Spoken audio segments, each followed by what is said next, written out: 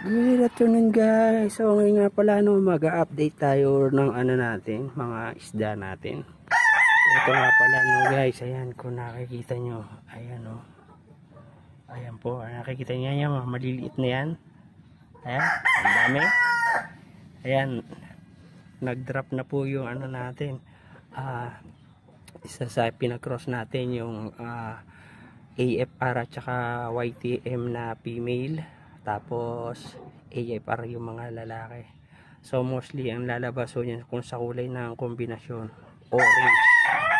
orange yung dapat lalabas yan. So tignan natin kung magkakaroon yan ng mga orange na YTM. Bali orange tail mosaic OTM na mangyayari sa kanya, o kaya albino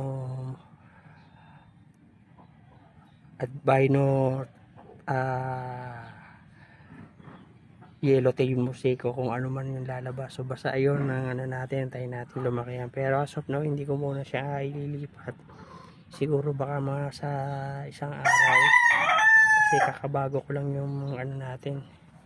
Bagay meron naman dito na paborito na ito, dalawa available to, so pwedeng dito ko siya ilagay. Pero baka mga bukas na, kasi kanina lang to nag-drop baka mamaya biglang mag-inda pa masyado. Kaya sa isang araw pagka medyo malaki lang siya, gagawin lang natin, abatan lang natin sila ng lagi ng patuka. Kasi itong mga albino kasi kumakain ng nila ng fry, baka mamaya gutom may kainin yung fry, hindi katulad yung female.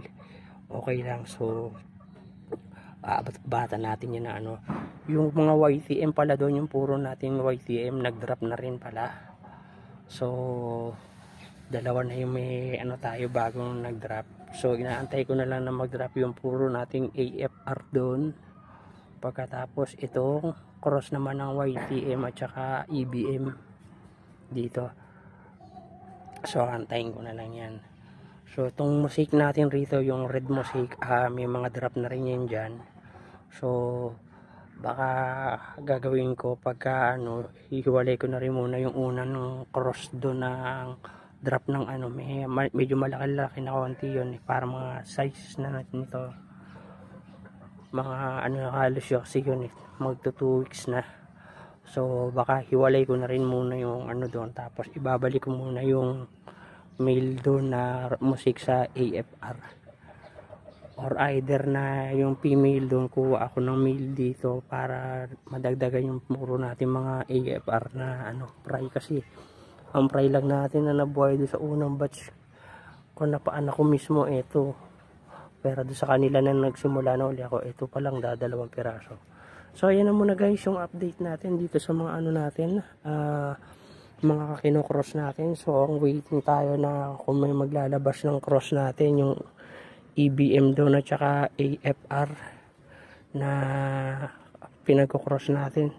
Bali doon sa mga crosses natin, yun na lang ang wala na hindi pa nagda-drop, at saka yung EBM dito at saka yellow tail mosaic. Yung the rest ng mga natin meron na tayong drop, katulad ng blue panda na AFR, ito yung unang batch nila.